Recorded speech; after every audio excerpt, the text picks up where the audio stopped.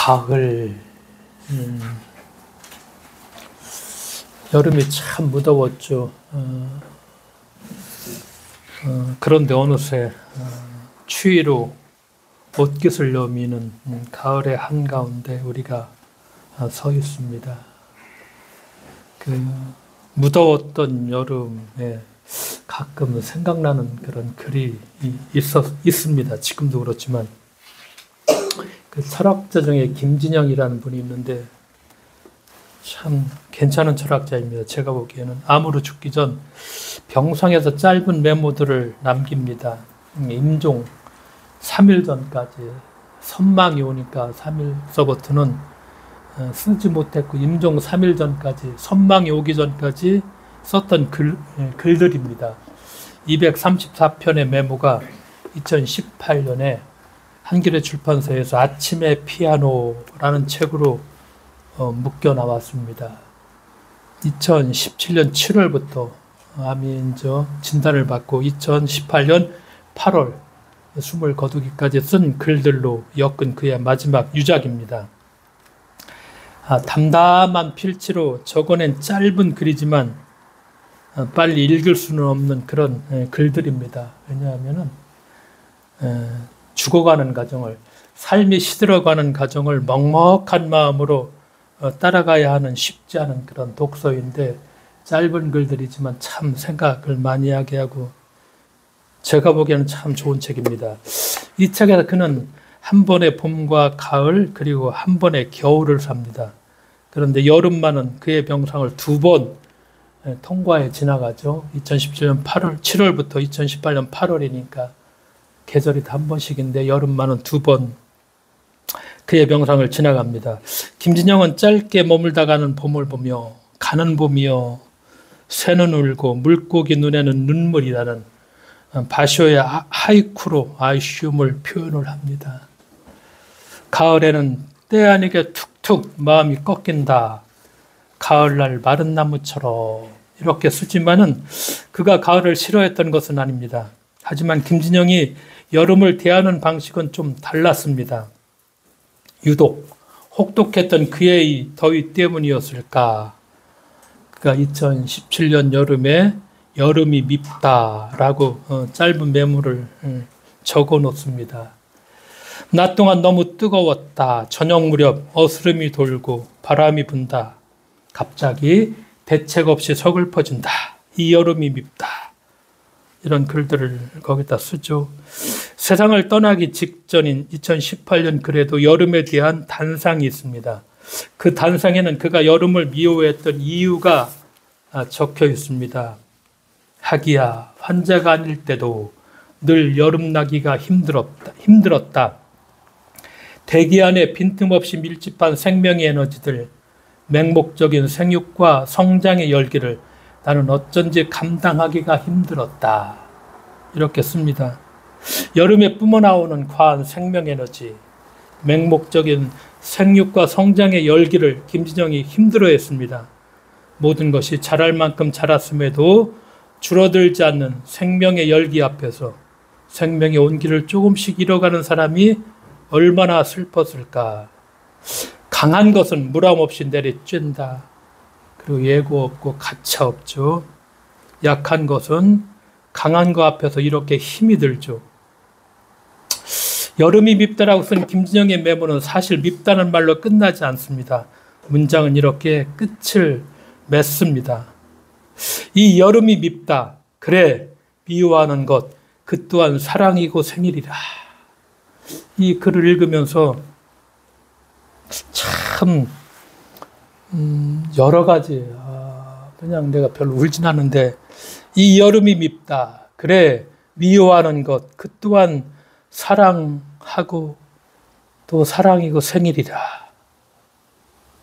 가차없이 내리쬐는 폭염 같은 세상에서 마음을 다치는 것도 약한 존재, 그리고 세상을 끌어안는 것도 이 약한 존재죠.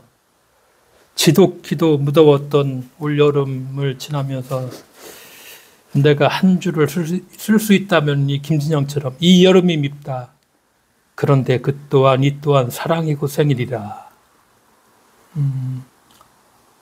짧은 책인데 참 1년 동안에 죽음과 마주하면서 천천히 죽어가면서 쓴 글들이 읽어보면 읽어볼수록 뭐라고 할까 생각을 하게 하고 또 성찰하게 하고 삶과 죽음을 잘 돌아보게 하는 그런 글들여서 이 여름만 되면은 그래서 이 김진영이 여름이 밉다. 그런데 이 또한 사랑이고 이 또한 이것이 삶이니라라는 그런 걸 뭐 그냥 하염없이 제가 되풀이할 때가 더운 여름마다 그냥 되풀이하는 그런 어떤 나름대로 습관이라고 할까 괜찮습니다. 한 번쯤 읽어보면은 사서 아침에 피하는 거에서 1년 동안에 죽어가는 과정들을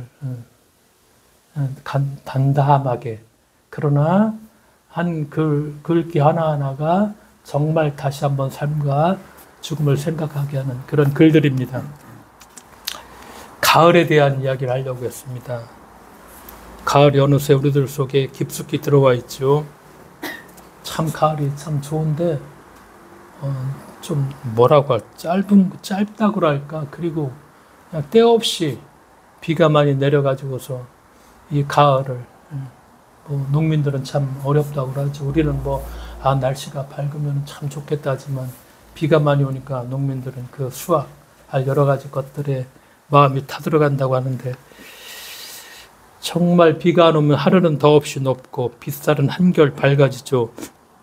나뭇잎은 불타는 듯 물들고 어느새 우리의 마음도 물들어가는 것이 가을입니다. 풍요의 계절. 그래서 결실의 기쁨이 있는가 하면은 떨어지는 낙엽처럼 삶의 유한함도 우리가 이 가을에 느끼게 되죠.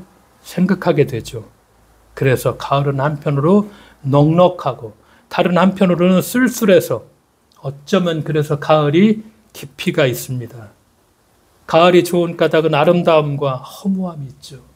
그리고 풍요로움과 쓸쓸함이 한꺼번에 같이 느낄 수 있기 때문에 아마 가을을 우리가 더 깊이 뭐라고 할까 생각하는 그런 계절이라 이런 생각이 들죠. 그러면서 가을을 대표하는 한국의 시는 역시 김현승이 잘 알고 있는 가을의 기도이죠.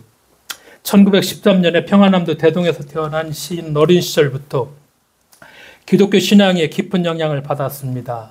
연희전문에서 영문학을 공부했습니다. 그러면서 한국전쟁과 여러 시대의 아픔을 겪으면서 신앙적 시세계를 확립했죠.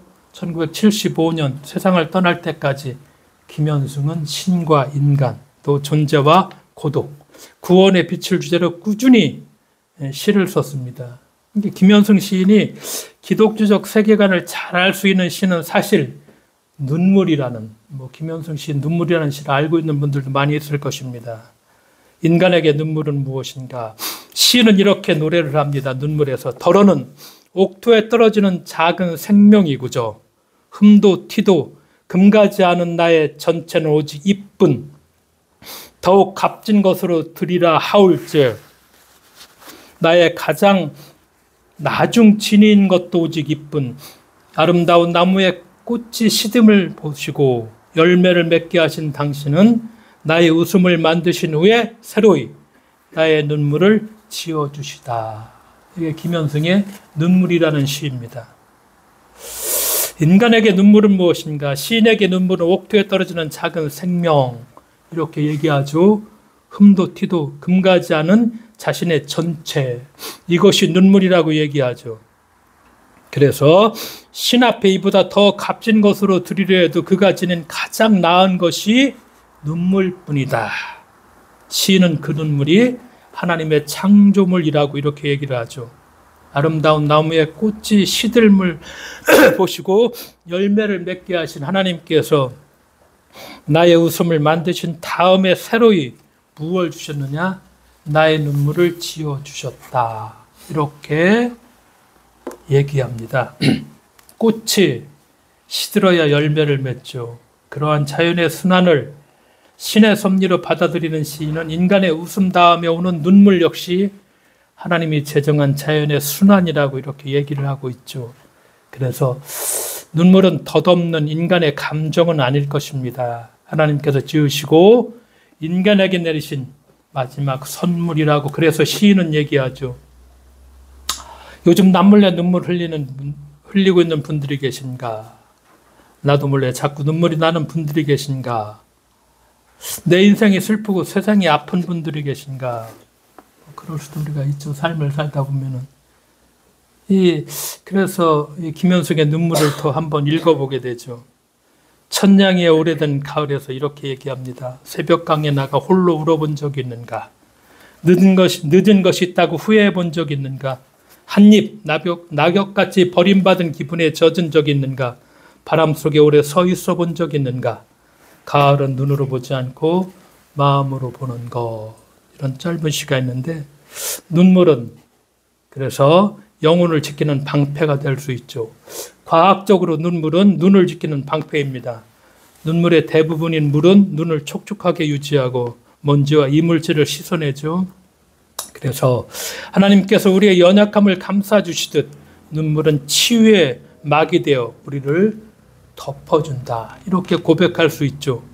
예수님께서 슬퍼하는 사람은 복이 있다. 잘 알고 있는 말씀이죠.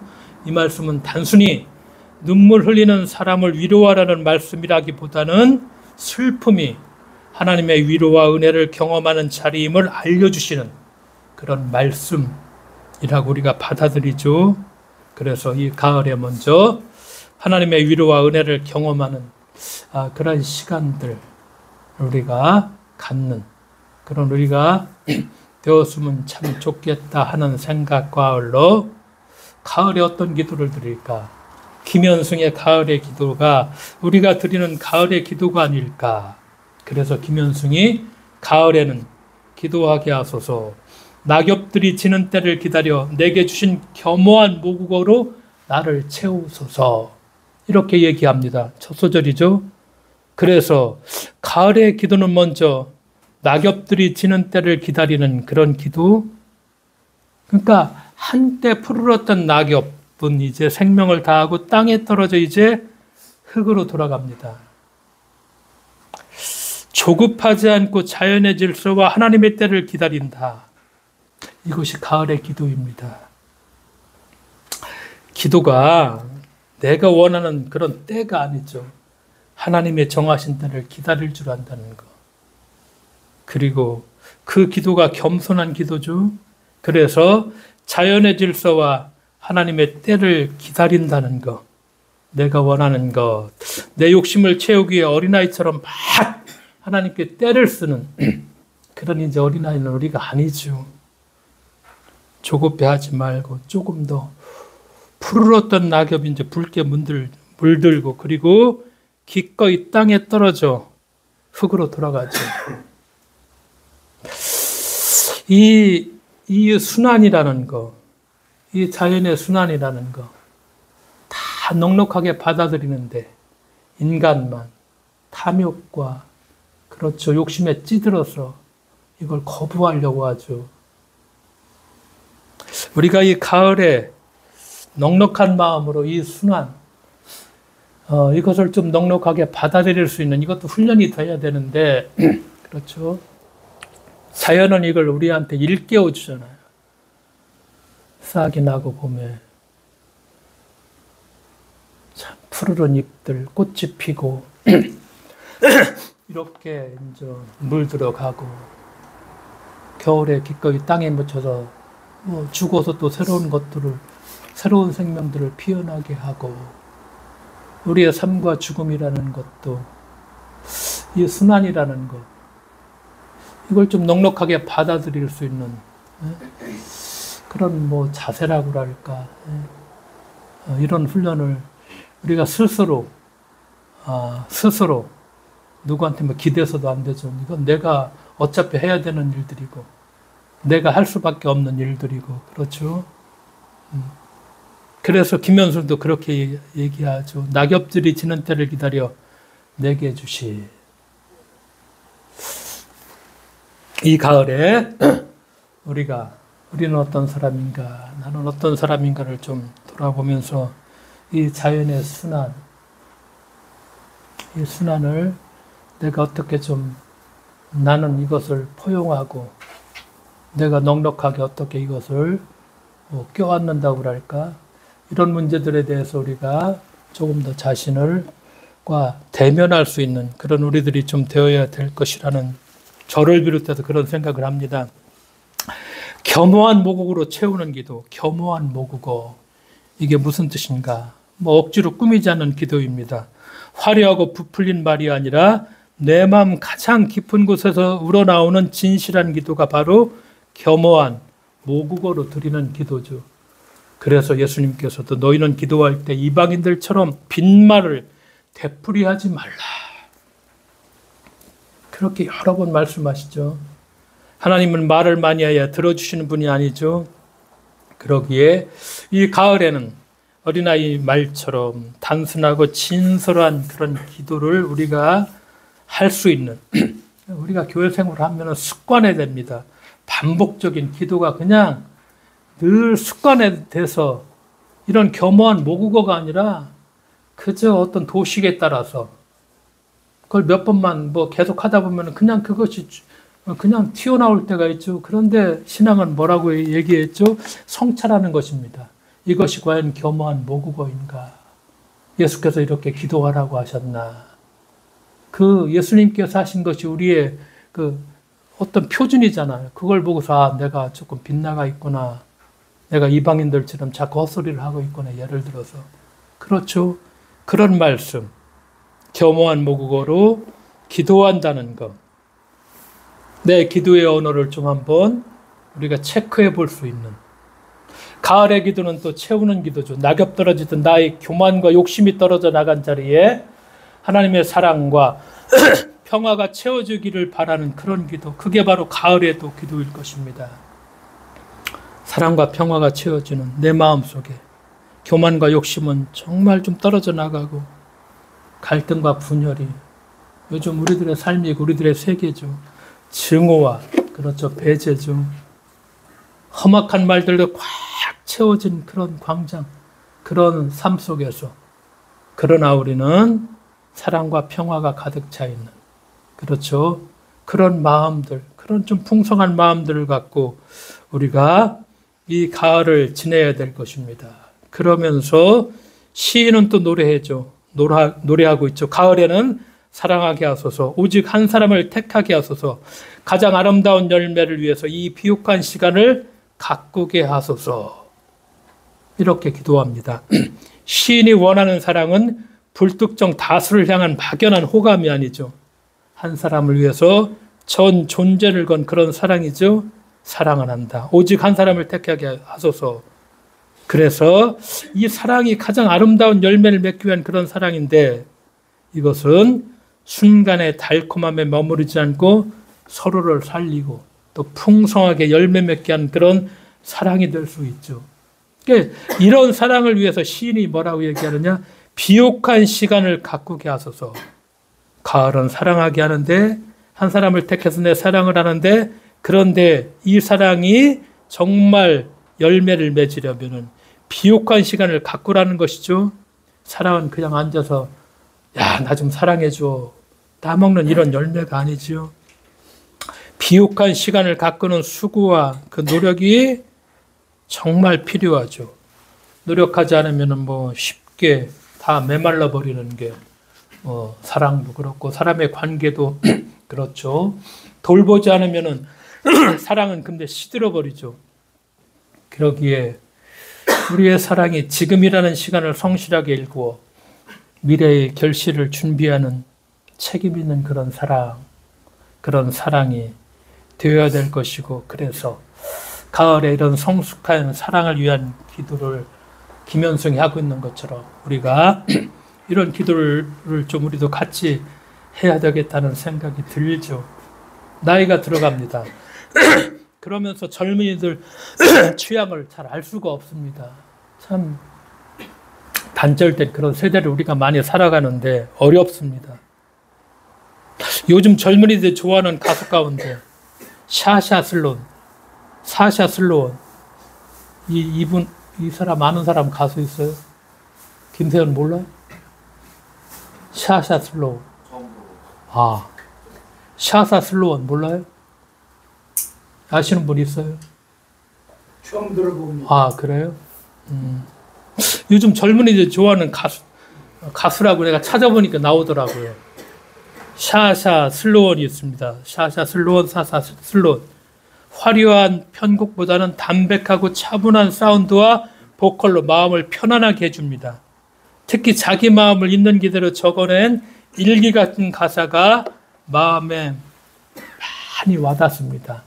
이 샤샤 슬로운 노래 중에 올더라는 거 다 나오죠. OLDER, 올더라는 제목이 있는데 우리말로는 나이가 들면서 혹은 성숙해지면서 이렇게 번역할 수 있는 이 제목인데 나이가 들면서 깨닫는 사랑과 삶을 노래한 곡입니다. 가사가 참 마음에 와닿죠. 1절에 보면은 엄마는 부엌에서 나에게 소리를 지르면 나는 문을 닫아버리곤 했지.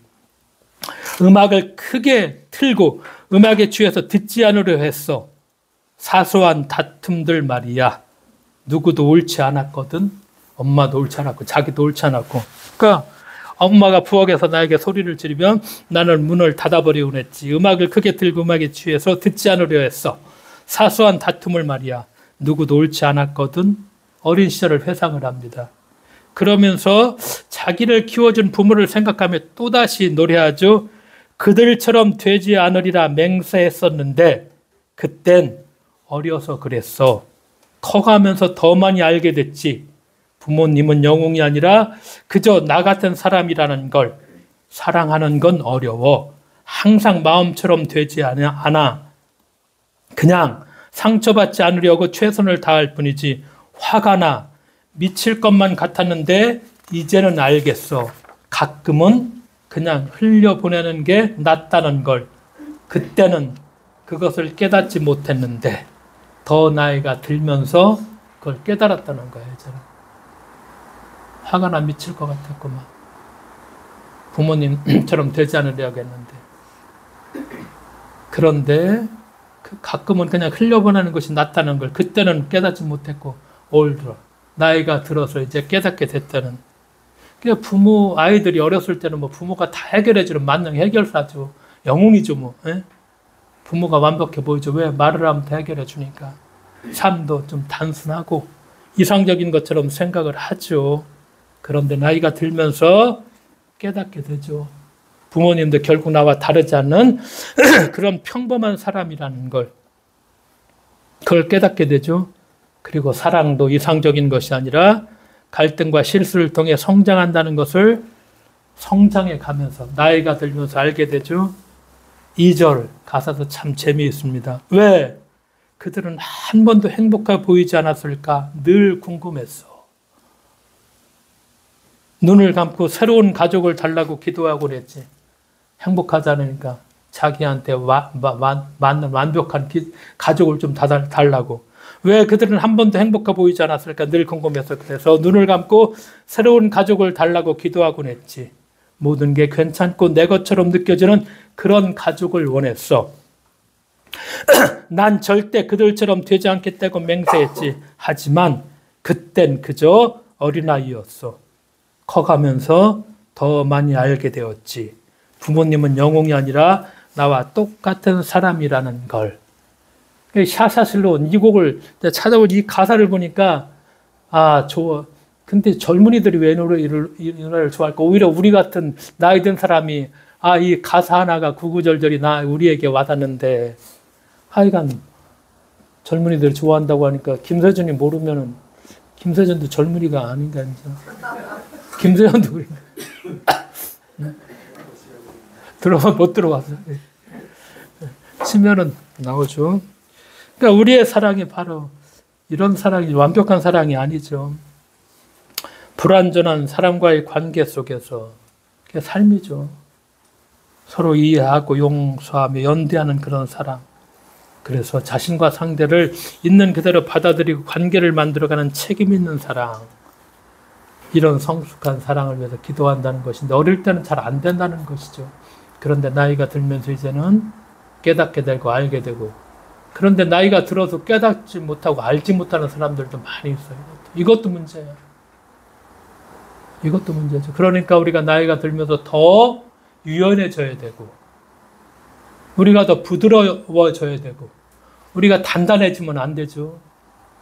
근데 이것이 이제 어제 세준이가 얘기한 27대, 30대 때 이미 성격이 형성돼서 잘 안 바뀐다는데, 그럼에도 불구하고 나이가 든 우리는 자꾸 유연해져야 되고, 부드러워져야 되고, 받아들이려고 노력해야 되고, 그렇죠.